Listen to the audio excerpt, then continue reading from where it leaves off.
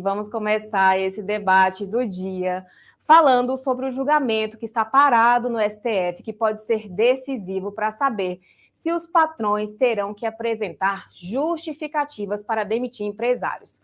A Corte deve analisar ainda esse semestre uma ação apresentada pela Confederação Nacional dos Trabalhadores da Agricultura, que vai contra um decreto do ex-presidente Fernando Henrique Cardoso, que veta a demissão de funcionários sem apresentar uma causa, uma justificativa relacionada à sua capacidade ou comportamento.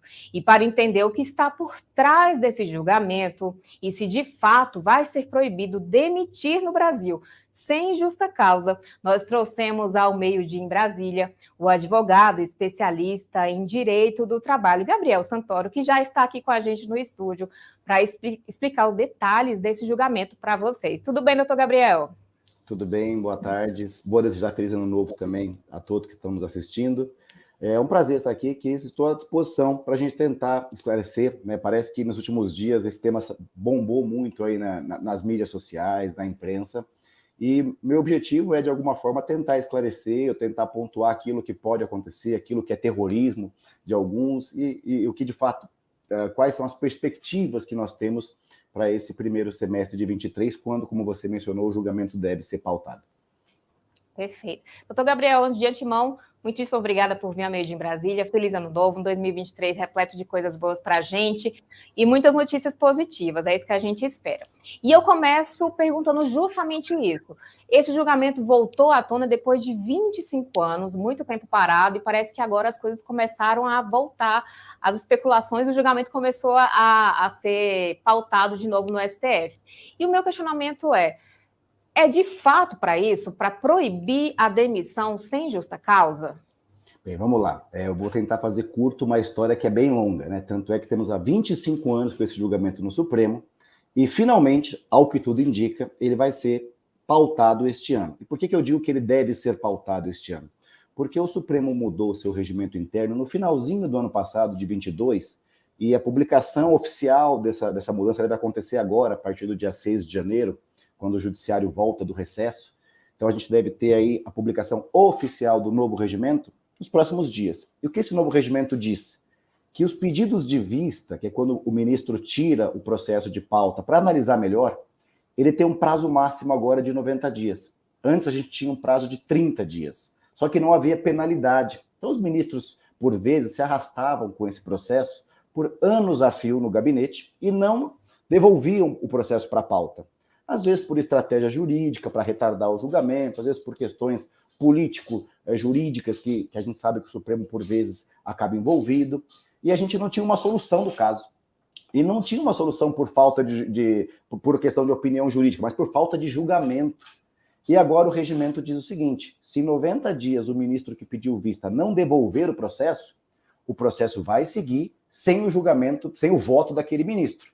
Então, a gente imagina que se esse regimento for colocado em prática, essa questão da Convenção 58, que se arrasta por longos 25 anos, por bem ou por mal, vai ser julgada. E o que diz a tal Convenção 58 da OIT, que está aí em todos os portais agora? Ela diz o seguinte, que os países que são signatários da Convenção, aqueles países que concordam com a Convenção, eles só podem dispensar um empregado se houver um justo motivo. Ah, Gabriel, o que é um justo motivo? A gente tem a justa causa tradicional, que nós já aplicamos aqui no Brasil, a CLT, né? Você vai lá no artigo 482 da CLT, tem um rol de motivos que o empregado pode ser dispensado por justa causa. Insubordinação, desídia, faltas reiteradas, né? Que é uma espécie de desídia, agredir o superior hierárquico, e assim por diante. Ou, de acordo com a convenção, quando o empregador comprovar que ele tem um justo motivo para dispensar aquele empregado. E o que seria esse justo motivo do empregador? A convenção mesmo fala, quando o empresário passar por uma dificuldade financeira, por uma questão de reestruturação interna. Então, antes de dispensar o empregado, o empregador passará a ter a obrigação de justificar. Então quer dizer que nunca mais o empregado vai ser mandado embora? Não, não é isso. Mas é que agora, para que haja a dispensa, haverá uma justificativa por parte da empresa. Ficará, se for aprovada a convenção, muito mais burocrático e muito mais custoso para a empresa dispensar o empregado. E por que eu digo isso? Porque agora a empresa vai ter que passar por um departamento jurídico, pelo setor de recursos humanos, vai ter que realmente redigir uma justificativa. A convenção fala que essa justificativa tem que ser apreciada por uma organização independente, que pode ser o Poder Judiciário, que pode ser uma comissão de sindicatos, a gente não sabe ainda o que vai acontecer se for aprovada. Mas o fato é, se o Supremo chancelar a Convenção 158, a famosa dispensa sem justa causa que a gente conhece aqui no Brasil, que é quando o empregado é mandado embora sem nenhum motivo, bastando para tanto que receba as verbas rescisórias, ela já não vai mais existir da forma como ela é hoje. A gente vai ter uma mudança significativa na relação de empregado e empregador. Perfeito. Então, só para contextualizar quem entrou aqui agora, que já está assistindo a gente, de fato vai ser mais custoso para quem está empregando, para o empresário demitir, caso o STF julgue aí favoravelmente a essa questão da Convenção 158, correto? 158 da OIT, exatamente. Se essa convenção for aprovada pelo Supremo, poderia te dizer aí que fatalmente a gente vai ter, além da questão custosa da empresa de dispensar o empregado, a gente vai ter um aumento de demanda do judiciário. Porque todos aqueles empregados que forem dispensados, ainda que haja uma justificativa da empresa, poderão questionar a justificativa. Falar, olha, não, juiz do trabalho, eu não concordo com essa justificativa. Na minha visão, a empresa não está passando por uma crise ou por uma reestruturação interna. E o judiciário, que já é assoberbado de processos, né, já tem muitos processos para julgar, possivelmente, se essa convenção for implementada no Brasil, ela vai trazer maiores demandas para o judiciário trabalhista. Isso não há dúvida também. Perfeito. Doutor Gabriel, só para entender também aqui como sociedade, como contribuinte, né, como trabalhadora, existia uma lei, o Fernando Henrique Cardoso, à época, em 1997, se não me engano, ele derrubou essa lei, então essa lei passou a não vigorar mais, mas pelo que eu estou entendendo, ainda vai precisar de alguns decretos ou regulamentação para fazer com que ela vá entre em vigor, correto? Porque alguns pontos ainda estão escuros. Essa justificativa vai ser apresentada a quem? Sob quais circunstâncias? Tem já isso definido ou isso ainda está meio obscuro, nublado e as pessoas não têm ainda noção? Essa dúvida é bem interessante, Kiss. Uma convenção internacional, que é o caso da Convenção 158 da OIT, como que ela entra no nosso sistema jurídico? O presidente, na época, Fernando Henrique Cardoso, participa da convenção internacional por meio dos seus ministros e verifica se aquela convenção faz sentido para aquele país. Vamos assinar aquela convenção internacional junto com outros países? Vamos. Então tá bom. Então a Convenção 158 lá atrás, né, estamos falando aqui de 96, foi chancelada pelo Executivo. O Executivo falou, acho que eu quero essa convenção no meu país. O Executivo manda para o Legislativo, o Congresso Nacional.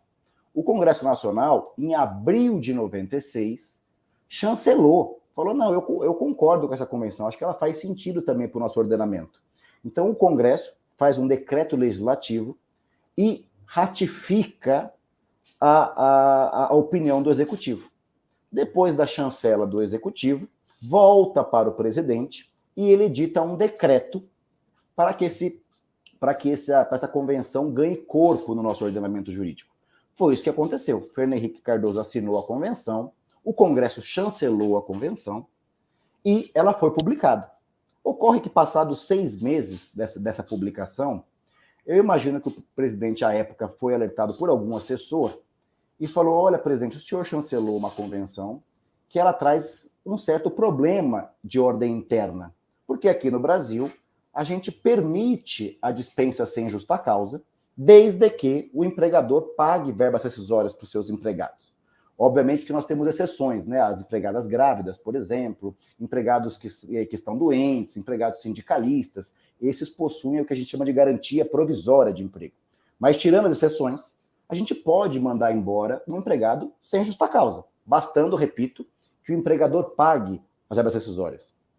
O presidente, então, imagino, repito, que alertado por algum assessor, voltou atrás e denunciou a Convenção 158. Esse é o termo jurídico para revogar. Então, ele revogou aquela chancela que ele tinha feito.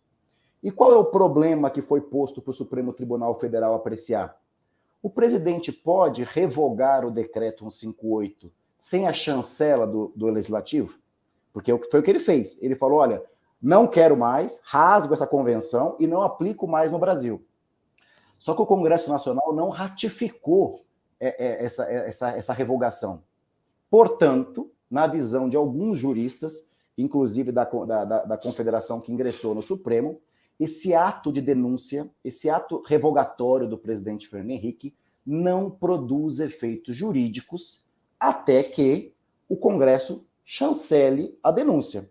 Então, já respondendo uma possível dúvida do pessoal que está nos assistindo, então tem solução, Gabriel? Lógico que tem. Basta o Congresso Nacional, se for o desejo do Congresso, ratificar a denúncia que o presidente fez lá atrás e acabou o problema. A convenção sai do nosso ordenamento jurídico, ok? Uma outra solução seria o Supremo Tribunal Federal terminar o julgamento que foi iniciado em 97 e decidir que o presidente pode fazer esse ato de denúncia sem a chancela do Congresso Nacional. Nós já temos vários votos proferidos nesse processo, muitos de ministros que já se aposentaram, ministros que já faleceram, tá? E dando aí o cenário bem atual de como está essa votação, nós já temos aqui 5 ministros do Supremo Tribunal Federal, inclusive, repito, ministros que já saíram da corte, que entendem que o presidente não pode denunciar a convenção sem a chancela do executivo, do legislativo. Então, 5 ministros já votaram e falaram, não, essa convenção continua válida até que o Congresso ratifique o ato de denúncia. Nós temos outros 3 ministros que votaram contrários, falando, não, o presidente pode, à vontade, revogar o tratado internacional sem a chancela do legislativo, tá?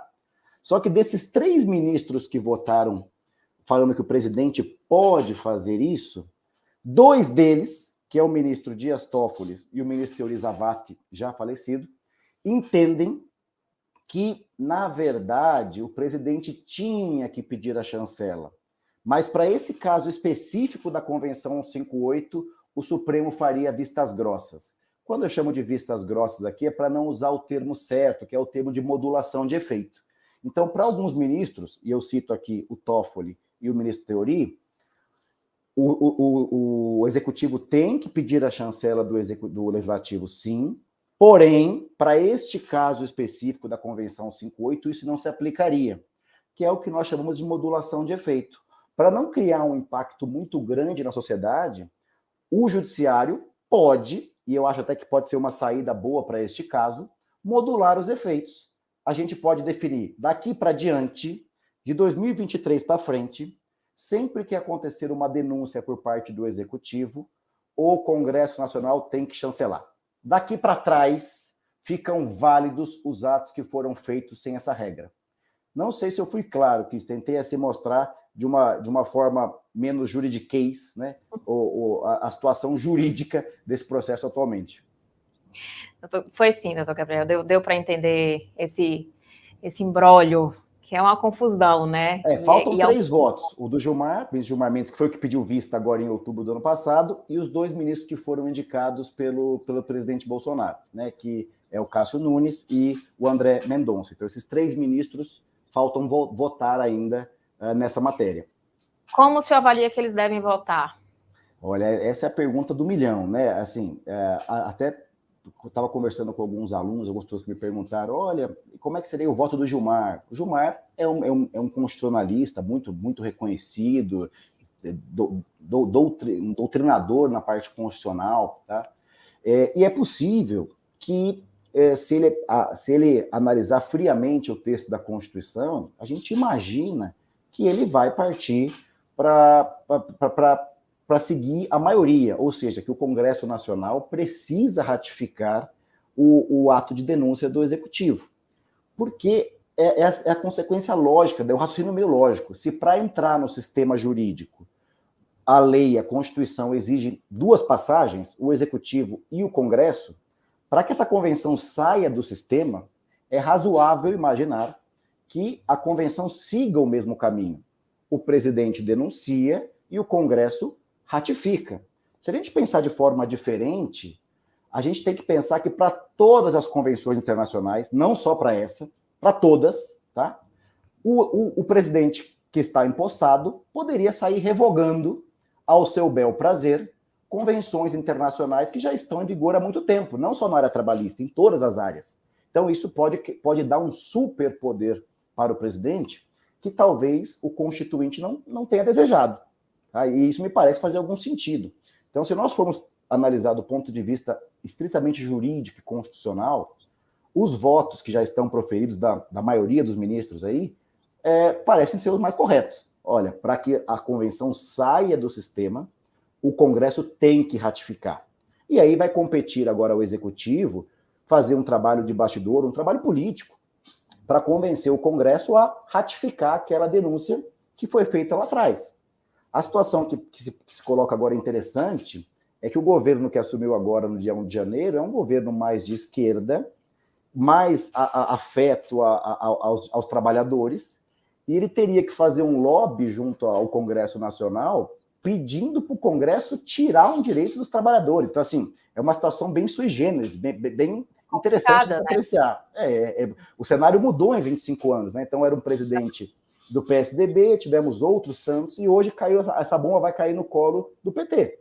O presidente Lula vai ter que, junto com seus ministros, se quiser trabalhar no Congresso essa matéria, vai ter que convencê-los a ratificar ou não o Congresso, o tratado. Ou o Supremo faz essa modulação que eu mencionei há pouco para vocês. O Supremo pode entender que deveria ter sido feita a ratificação pelo Congresso, mas, para não criar um cenário de incertezas absurdas no país, a gente vai fazer isso daqui para diante e a gente manteria a denúncia do presidente Fernando Henrique Cardoso válida, embora com um erro de procedimento. Né? Isso a lei permite que o Supremo Tribunal faça. E eu imagino que se o Congresso não sair por essa linha, o Supremo vai acabar, entre aspas, legislando de novo. Né? Eu digo entre aspas porque a lei permite que o Supremo faça essa modulação de efeitos se ele verificar que a decisão dele pode causar um impacto severo, um impacto muito grande nas relações socioeconômicas do país. Agora, doutor Gabriel, o senhor apontou uma questão que eu acho que é bem interessante a gente ressaltar aqui. Essa ação, ela foi proposta pela CONTAG em parceria com a CUT, correto? A CUT entrou na condição de amicus curiae. Exatamente. Agora, nesse momento, a ação ela volta no governo petista. Na sua avaliação, há chance do Executivo atuar junto ao Congresso Nacional para manter tudo do jeito que está? Ou você acha que, nesse caso, o Executivo vai tirar o corpo fora e tentar que o Judiciário faça o trabalho? Eu estava lendo uma matéria hoje pela manhã, estava lendo uma matéria do ministro do Trabalho, Luiz Marinho, recém-empossado, em que ele declarou para a imprensa que ele não sabia do que se tratava esse julgamento ainda. Que ele iria tomar pé do julgamento para tentar entender o cenário jurídico e fático, para que aí sim o governo pudesse se posicionar do ponto de vista institucional. Tá? Acredito que nesse momento, meio-dia e pouco, o ministro já tenha tomado pé da situação. Essa conversa que nós estamos tendo aqui com os ouvintes, com os telespectadores, alguém já teve com o ministro também, para colocar ali e falar, olha, é isso. Né? Se o Supremo entender que a convenção é válida, a nossa saída é ou trabalhar com o Congresso, para o Congresso ratificar a saída desse tratado do país, ou trabalhar com esse novo cenário, de que a Convenção 158 passaria a integrar o nosso sistema jurídico e, portanto, as demissões só poderiam ser feitas no país com justificativa, né? A partir do momento que tem um justo motivo. Existem alguns colegas advogados, professores, que entendem, e aí é uma opinião que por hora é minoritária, mas há quem defenda, que ainda que a convenção seja válida no país, a gente poderia continuar dispensando sem justa causa, desde que fizesse o pagamento da indenização ao empregado. Eu respeito essas opiniões, mas entendo que não há margem na Convenção 158 para isso. A Convenção me parece bem clara. Ela só permite que haja uma dispensa se houver um motivo determinante. Obviamente que isso vai gerar debates, se for aprovado, estou botando aqui uma condicionante, vai sempre começar a abrir aquelas interpretações do que é algo relevante. Né? Isso vai ficar a cargo do judiciário depois decidir quais são os motivos que são de fato lícitos para uma dispensa e quais motivos não são. A gente estaria inaugurando, sem sombra de dúvidas, uma nova fase da jurisprudência trabalhista. Seria uma mudança muito grande nas relações de emprego no Brasil. Por isso, até por esse cenário ser muito brusco, uma mudança de chave muito grande, eu imagino que vai ser feita uma saída ou jurídica ou política para esse tema. Eu não acredito que a gente vai acordar amanhã no Brasil, agora todo mundo tem garantia provisória até que o empregador justifique a minha saída. Acho que é perigoso a gente sair por esse lado.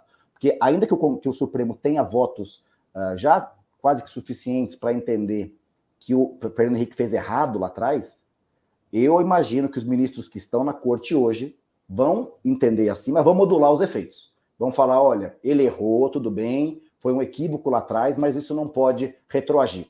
Isso vai ser de agora para outras convenções. A minha opinião pessoal é essa, e porque também acho que o Partido dos Trabalhadores não vai se expor junto às centrais sindicais, junto aos sindicatos, para fazer um lobby para que o Congresso ratifique a retirada de uma convenção que é tão cara para os trabalhadores, né? É uma situação interessante, nós vamos ver isso, porque essa bomba vai estourar realmente, imagino, nesse primeiro semestre de 2023 ainda. É o que a gente está vendo aí.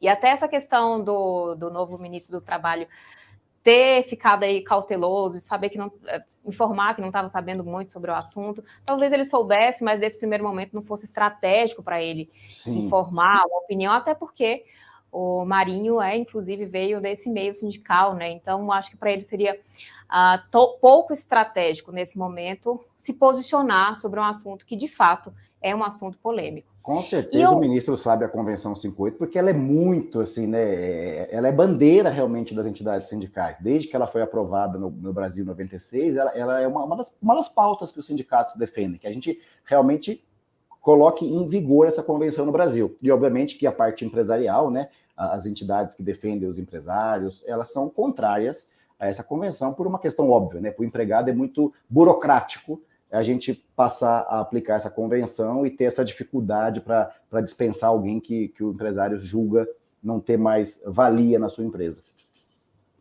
Perfeito. Doutor Gabriel, voltando aqui para o tema, inclusive, da enquete, que a gente está com a enquete aqui já na tela para vocês, que é justamente os impactos desse julgamento para os empresários, caso seja julgado pela manutenção da Convenção 158, e também para os trabalhadores, uma vez que já está sendo amplamente divulgado, vários empresários, inclusive, evitando contratar. Eu tenho visto aí muitas pessoas comentando que empresários estão evitando contratar com receio de não ter como demitir. Isso vai estimular, de alguma forma, a pejotização? Caso, obviamente, gente, a gente não está afirmando que vai ser aprovado, tem um processo ainda, vai ser julgado, mas caso essa convenção seja ratificada, se há esse risco aí de aumento do número de pessoas contratadas por CNPJ. Quiser é o seguinte, eu estou vendo aqui, ainda é tudo muito, muito superficial, né? Eu vejo pelos grupos de WhatsApp que eu estou, que envolvem clientes, que tem empresários, o grupo dos professores, o grupo dos advogados, a gente tem vários grupinhos, a gente vai sentindo o termômetro dele, que foi aumentando desde o início da semana até hoje.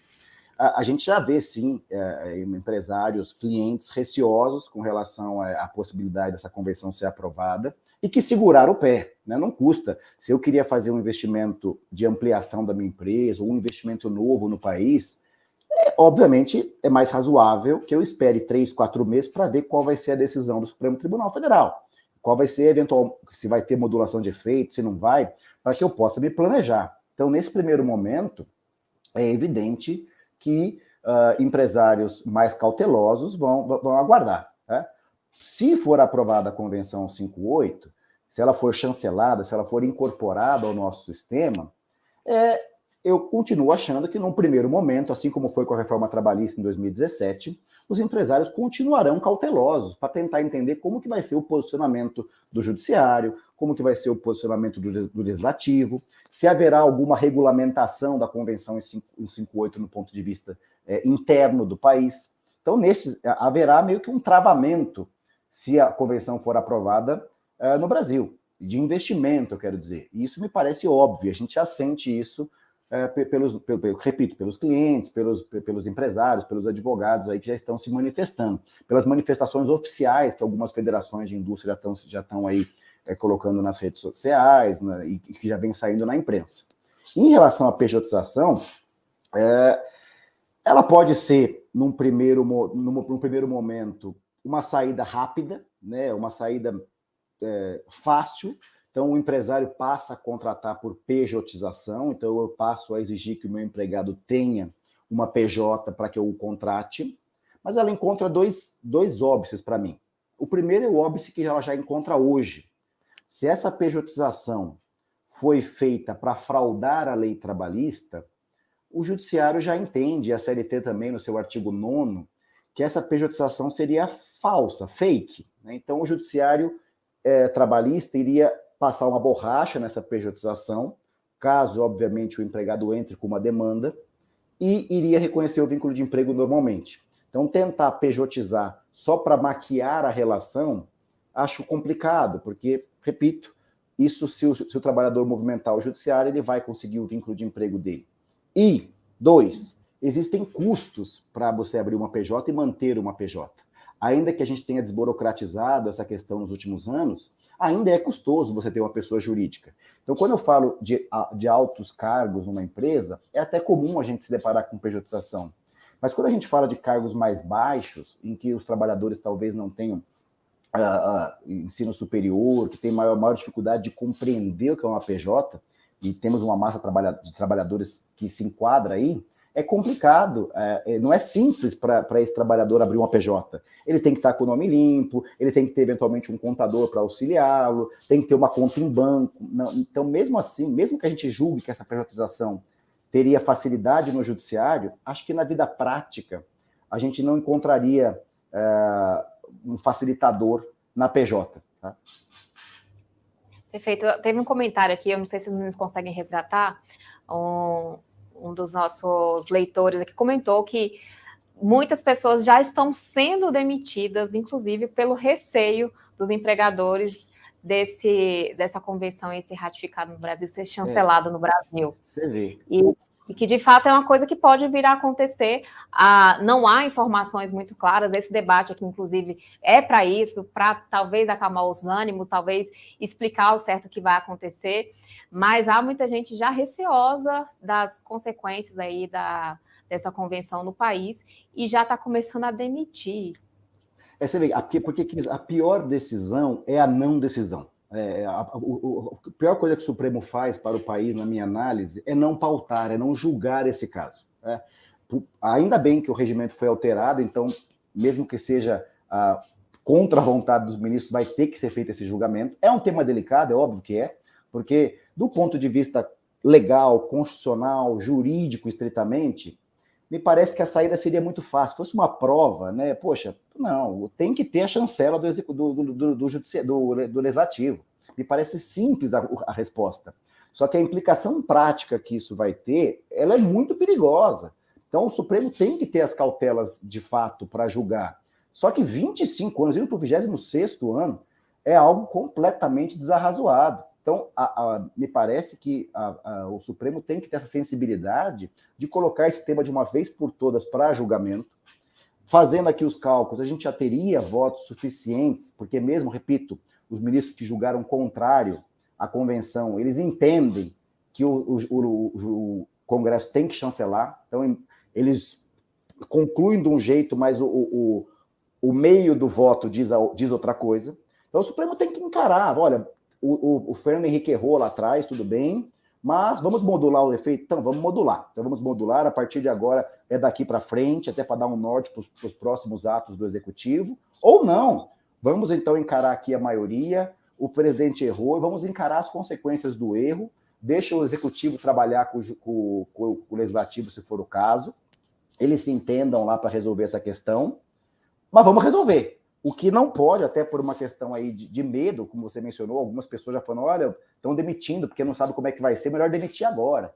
Então, esse é o pior cenário que a gente pode ter, uma não decisão. Então, tomara que o Supremo aí, vendo os apelos que a mídia está colocando agora, essa matéria vem saindo em vários portais, tenho certeza que os ministros estão cientes da gravidade desse tema e vão pautar, né? E vão pautar e vão decidir. Na minha opinião pessoal, como eu já disse aqui, eu imagino que vai ser decidido a favor da chancela do Legislativo, porém, eu aposto que com modulação de efeitos, né? Com a decisão sendo daqui para frente. Seria bastante temerário, do ponto de vista político, jurídico, a gente aplicar a Convenção 58 mudando a chave tão rápido no país. Doutor Gabriel, tem uma expectativa de prazo para o STF julgar essa questão? O prazo para o ministro Gilmar devolver o processo vai começar a contar do final do recesso, quando for publicado o novo regimento. Salvo engano, o regimento fala em 90 dias úteis. Salvo engano, essa é a redação, porque ela não foi publicada ainda. Mas são 90 dias úteis. O ministro pode usar menos tempo, até porque ele está com o processo desde outubro já. Então ele já pode devolver o processo para a presidência no comecinho de janeiro, fevereiro.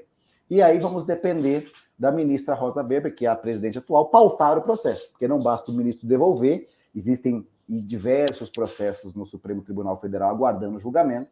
Então esse processo vai ter que ser pautado e nenhum dos ministros que faltam, né, nem o ministro André Mendonça, nem o ministro Cássio Nunes, poderiam pedir vista de novo, porque se eles pedirem vista, abre-se novo prazo de 90 dias para cada um, e esse processo ficaria mais para frente ainda. O ministro Ricardo Lewandowski, pelo que consta na página do Supremo, já adiantou voto, e ele julgaria depois, mas ele já adiantou o voto dele, e ele é um dos entusiastas da aplicação da convenção, até que o Congresso ratifique a saída do Brasil, ratifique a denúncia feita pelo Fernando Henrique. Então, assim, nós já temos realmente, repito, votos indicando pela aplicação, mas, repito mais uma vez para não fique dúvidas, eu imagino que o Supremo, mesmo decidindo contra o ato de denúncia do Fernando Henrique, ele vai modular os efeitos para não criar um impacto muito grande. E, paralelamente a isso, nada impede do Executivo já trabalhar nos bastidores, já tentar pautar esse tema no Legislativo e, se for a vontade do governo, ratificar a denúncia e acabou o problema. Ele vai acabar. Já saiu, olha, o Brasil denunciou, o Congresso ratifica que essa convenção não vale mais no Brasil e este problema morre. Obviamente que o Supremo vai continuar decidindo se é necessário a chancela do Legislativo para atos de denúncia do presidente, porque existem outros temas, além do direito do trabalho, que chegam ao Supremo e que envolvem direito internacional, mas essa questão específica da Convenção 58 seria resolvida. Perfeito. Doutor Gabriel, obrigada pela sua gentileza, obrigada por vir ao meio-dia em Brasília, explicar essa situação, explicar esse cenário que está, assim, tirando o sono dos empresários e também está alertando aos trabalhadores que sabem dos impactos, inclusive, para a geração de empregos no país. Obrigada pela gentileza. Eu fico à disposição, qualquer outra questão trabalhista que no futuro surja, eu fico à disposição de vocês para tentar esclarecer. Espero que eu tenha ajudado de alguma forma. Tentei falar o menos juridiquês possível, mas às vezes isso é difícil, até porque o tema nos obriga a ser um pouco técnico. E qualquer dúvida eu estou à disposição, seja de vocês, seja dos ouvintes, as minhas redes sociais, fácil de achar aí, se você jogar meu nome você vai achar, e qualquer dúvida que tenha ficado, é só me conectar, só me contactar que a gente tenta esclarecer. Muito obrigado, viu, gente? Tenha um bom dia. Obrigada, Gabriel.